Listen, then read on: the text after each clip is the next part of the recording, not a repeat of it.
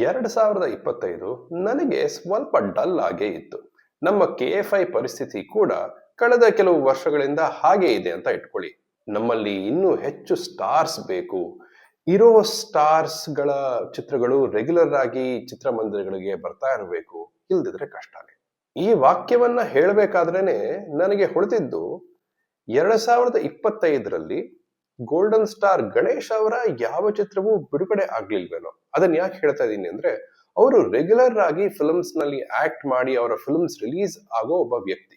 ಅದೇ ರೀತಿಯಲ್ಲಿ ಇನ್ನೊಬ್ರು ಧನಂಜಯ್ ಅವರು ಪ್ರೊಡ್ಯೂಸ್ ಮಾಡಿ ಒಂದು ಕ್ಯಾಮಿಯೋ ಕೂಡ ಮಾಡಿದ ವಿದ್ಯಾಪತಿ ಬಿಡುಗಡೆ ಆಯ್ತು. ಆದ್ರೆ ಅವರೇ ಲೀಡ್ ಆಗಿ ನಟಿಸಿದ ಯಾವ ಚಿತ್ರವೂ 2025ರಲ್ಲಿ ಬಿಡುಗಡೆ ಆಗ್ಲಿಲ್ಲ. ರಕ್ಷಿತ್ ಶೆಟ್ಟಿ ಅವರ ಲ್ಯಾಕ್ ಆಫ್ ವಿಸಿಬಲ್ ಆಕ್ಟಿವಿಟಿ ನಮ್ಮೆಲ್ರಿಗೂ ಒಂದು ಕನ್ಸರ್ನೇ ಆಗಿದೆ, ಬೇಸರವನ್ನ ಮೂಡಿಸಿದೆ ಕೂಡ. ಯಶ್ ಅವರು ಪ್ಯಾನ್ ಇಂಡಿಯಾ ಚಿತ್ರಗಳನ್ನ ಮಾತ್ರ ಮಾಡ್ತಾ ಇದ್ದಾರೆ. ದರ್ಶನ್ ಹಾಗೂ ಸುದೀಪ್ ಇಬ್ಬರು ಕೂಡ ಒಂದೇ ತಿಂಗಳಲ್ಲಿ ಡಿಸೆಂಬರ್ನಲ್ಲೇ ಬಂದರು. ಸುದೀಪ್ ಅವರ ಮ್ಯಾಕ್ಸ್ಗೂ ಮಾರ್ಕ್ಗೂ ನಡುವೆ ಇದ್ದದ್ದು ಕೇವಲ 12 ತಿಂಗಳು ಅನ್ನೋದೊಂದು ಒಳ್ಳೆ ವಿಚಾರ. 2026ರಲ್ಲಿ ಅವರ ಆ ರಾಮ್ ಕಾಮ್ ಕೂಡ ಬಿಡುಗಡೆ ಆದ್ರೆ ಕಬ್ಜಾ ಚಿತ್ರವನ್ನು ಕೂಡ ಇನ್ಕ್ಲೂಡ್ ಮಾಡಿ ಅವರಂತೂ 1 ಫಿಲ್ಮ್ ಪರ್ ಇಯರ್ ಅನ್ನೋ ಸ್ಟ್ರೀಕ್ ನಲ್ಲಿ ಹೋಗ್ತಾ ಇದ್ದಾರೆ, which is good. Puneeth Rajkumar ಅವರ ಇಲ್ಲದಿರುವಿಕೆ ಅದು ಕ್ರಿಯೇಟ್ ಮಾಡಿರೋ ಗ್ಯಾಪ್ ಹಾಗೆ ಇರುತ್ತೆ. ಶಿವಣ್ಣ ಮಾತ್ರ ಎಂದಿನಂತೆ ಆಕ್ಟಿವ್ ಆಗಿ ಫಿಲ್ಮ್ಸ್ ನ ಮಾಡ್ತಾನೆ ಇದ್ದಾರೆ. ಅವರ ಹೆಲ್ತ್ ಇಶ್ಯೂಸ್ ಅನ್ನ ಕೂಡ ದಾಟಿ ಬಂದು ಟ್ರೂ ಇನ್ಸ್ಪಿರೇಷನ್. ಈಗ ನನ್ನ ವಿಚಾರಕ್ಕೆ ಬರೋಣ. The Hollywood reporter India channel ನಲ್ಲಿ 2025ರಲ್ಲಿ ಕನ್ನಡ ಹಾಗೂ ತೆಲುಗು ಎರಡೂ ಚಿತ್ರಗಳ ರಿವ್ಯೂಸ್ ಅನ್ನ ಮಾಡಿದ್ದೀನಿ. ಕೈರಂವಾಶಿ ಚಾನೆಲ್ ಅಲ್ಲೂ ಕೂಡ ಸ್ವಲ್ಪ ಆಕ್ಟಿವಿಟಿ ಇತ್ತು, ಅದಕ್ಕೆ ನಾನೇ ನನ್ನ ಬೆನ್ನನ್ನ ತಟ್ಕೊಳ್ತೀನಿ. ಆ ಆಕ್ಟಿವಿಟಿಯಲ್ಲೂ ಕೂಡ ಹೆಚ್ಚು ಹೊಸ ತಂಡಗಳ ಸಂದರ್ಶನಗಳನ್ನ, ಅವರ ಚಿತ್ರಗಳ ವಿಮರ್ಶೆಯನ್ನ ಮಾಡಿದ್ದು ನನಗೆ ಖುಷಿ ಇದೆ. ಈ ನಂಬರ್ಗಳ ಅಥೆಂಟಿಸಿಟಿಯನ್ನ ನಾನು ಕ್ಲೇಮ್ ಮಾಡೋದಿಲ್ಲ, ಅದು ಅಕ್ಯುರೇಟ್ ಆಗಿ ಇಲ್ಲದೆ ಇರಬಹುದು. ಬಟ್ ನನಗೆ ಗೊತ್ತಿದ್ದ ಮಟ್ಟಕ್ಕೆ 2025ರಲ್ಲಿ ಸುಮಾರು 240 ಕನ್ನಡ ಚಿತ್ರಗಳು ಬಿಡುಗಡೆ ಆದವು. ಅದರಲ್ಲಿ ನಾನ್ ನೋಡಿರೋದು 38, 16%. ಆದ್ರೆ ಆ 38ರಲ್ಲಿ 20 ಚಿತ್ರಗಳು, which is more than 50%, debutante directors ಚಿತ್ರಗಳೇ. ಆ 38ಕ್ಕೆ ಇನ್ನು 2 ನಾನು ನೋಡಿದ ಮಿನಿ ವೆಬ್ ಸಿರೀಸ್ ಗಳನ್ನ ಸೇರಿಸಿದ್ರೆ 40 ಆಗತ್ತೆ. ಅವುಗಳಲ್ಲಿ ನನ್ನ ಟಾಪ್ 5 ಚಿತ್ರಗಳು ರಿಲೀಸ್ ಆರ್ಡರ್ ನಲ್ಲಿ ಹೀಗಿವೆ. ತುಂಬಾ ಡಿಸ್ಟರ್ಬ್ ಮಾಡಿದ, ಕ್ರಾಫ್ಟಿ ಆಗಿದ್ದ ಸುಮಂತ್ ಭಟ್ ಅವರ ಮಿಥ್ಯ. ನಿಮ್ಮಲ್ಲಿ ಸುಮಾರು ಮಂದಿಗೆ ತಲುಪಲಿಕ್ಕೆ ಸಾಧ್ಯವಾಗದ ಆದ್ರೆ ಫಸ್ಟ್ ಬಾಲ್ ನಲ್ಲೇ 6 ಹೊಡೆದ ಕಂಪ್ಲೀಟ್ ಚಿತ್ರ ಭೀಮ್ ರಾವ್ ಅವರ ಹೆಬ್ಬುಲಿ ಕಟ್. ನಮ್ಮೆಲ್ರಿಗೂ ಇಷ್ಟವಾದ JP ತುಮಿನಾಡ್ ಅವರ ಸೂಫ್ರಮ್ ಸೋ. ಇನ್ನೂ ಹೆಚ್ಚು ಮಂದಿ ಈ ಚಿತ್ರಕ್ಕೆ ಪ್ರೀತಿ ತೋರಿಸಬಹುದಿತ್ತು ಅಂತ ನನಗೆ ಅನ್ನಿಸಿದ ಟೈಟ್ ನರೇಷನ್ ಇದ್ದ ಪುನೀತ್ ರಂಗಸ್ವಾಮಿ ಅವರ ಏಳುಮಲೆ. ಒಂದು ಡಿವೈನ್ ಬ್ಲಾಕ್ ಬಸ್ಟರ್ಗೆ ಫಾಲೋ ಅಪ್ ಆಗಿ ಬಂದ ಚಿತ್ರ. ಎಕ್ಸ್ಪೆಕ್ಟೇಷನ್ಸ್ ತಾರಕಕ್ಕೆ ಏರಿದ್ರು ಕೂಡ ಅದನ್ನ ಆಲ್ಮೋಸ್ಟ್ ರೀಚ್ ಮಾಡಿದ ರಿಷಬ್ ಶೆಟ್ಟಿ ಅವರ ಕಾಂತಾರ ಚಾಪ್ಟರ್ 1.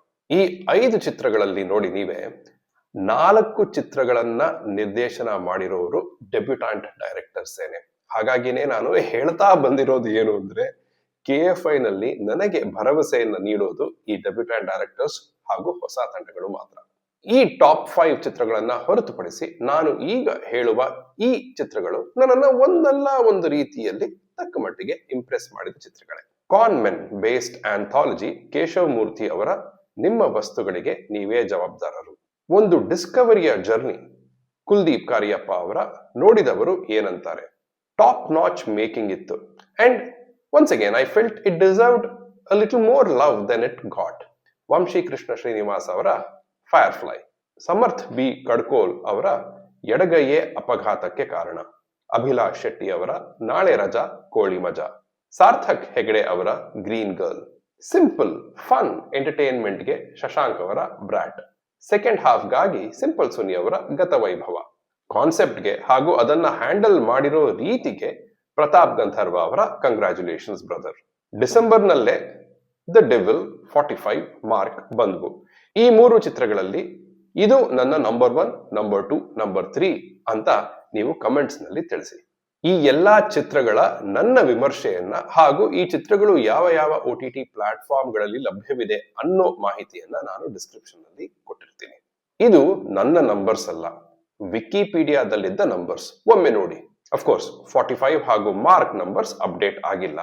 ಬಟ್ ಒಂದನ್ನ ಗಮನಿಸಿ, ಸೋ ಫ್ರಮ್ ಸೋ ಅನ್ನೋ ಎಕ್ಸೆಪ್ಷನ್ ನ ಹಾಗೂ ಪ್ಯಾನ್ ಇಂಡಿಯಾ ರಿಲೀಸಸ್ ನ ಪಕ್ಕಕ್ಕಿಟ್ರೆ ನಮ್ಮ KFI ಕಲೆಕ್ಷನ್ಸ್ ನೋಡಿ. ನಮ್ಮ ಮಾರ್ಕೆಟ್ ಇನ್ನೂ ತುಂಬಾನೇ ಎಕ್ಸ್ಪ್ಯಾಂಡ್ ಆಗಬೇಕು. ಆ ಒಂದು ನಿಟ್ಟಿನಲ್ಲಿ ಪ್ರೇಕ್ಷಕರಾದ ನಾವು ಕೂಡ ಭಾಗವಹಿಸಬೇಕು. ಮುಗಿಸೋಕೆ ಮುಂಚೆ ಒಂದು ಸ್ಪೆಷಲ್ ಮೆನ್ಷನ್ ಚರಣ್ ರಾಜ್ ಅವರ ಬಗ್ಗೆ. ಅವರ ಆಲ್ಬಮ್ಸ್ ನ ನೋಡಿ. ಎಕ್ಕ ಎಲ್ರಿಗೂ ಗೊತ್ತಿರೋದೆ. ಅದನ್ನ ಬಿಟ್ಟು ಅಜ್ಞಾತವಾಸಿ, ಫೈರ್ಫ್ಲೈ, ರಾಯಲ್ ಹಾಡುಗಳು ಸಹ ಚೆನ್ನಾಗೇ ಇದ್ವು, ಕೇಳಿ. ಅವರ ಯಾವುದಾದ್ರೂ 2025 ರಿಲೀಸ್ ನಾನು ಮಿಸ್ ಮಾಡಿದ್ರೆ ದಯವಿಟ್ಟು ತಿಳಿಸಿ. ಅವರ ಎಕ್ಸ್ಪೆರಿಮೆಂಟೇಶನ್ ಹಾಗೂ ರೇಂಜ್ ಎಕ್ಸಲೆಂಟ್. ಅವರು 2025ರಲ್ಲೂ ಕೂಡ ನಮ್ಮನ್ನ ಡಿಸಪಾಯಿಂಟ್ ಮಾಡಲಿಲ್ಲ. ಅಫ್ಕೋರ್ಸ್ ಫಿಲ್ಮ್ಸ್ ಹಿಟ್ ಆಗದೆ ಇರೋದು ಅವರ ಕೈಯಲ್ಲಿ ಇಲ್ಲ ಬಿಡಿ. 2025ರ ನಿಮ್ಮ ಟಾಪ್ 5 ಚಿತ್ರಗಳು ಯಾವುದು ಅನ್ನೋದನ್ನ ಕಮೆಂಟ್ಸ್ ನಲ್ಲಿ ತಿಳಿಸಿ. ಹಾಗೇನೆ 2025ರ ಬಗ್ಗೆ, KFI ಬಗ್ಗೆ ಯಾವುದೇ ವಿಚಾರಗಳನ್ನ ಹಂಚ್ಕೋಬೇಕು ಅಂತ ಅನ್ಸಿದ್ರು ಕೂಡ ಕಮೆಂಟ್ಸ್ ನಲ್ಲಿ ತಿಳಿಸಿ. 2026 KFIಗೆ ನಮ್ಮೆಲ್ರಿಗೂ ಒಳ್ಳೆಯದನ್ನ ಮಾಡಲಿ.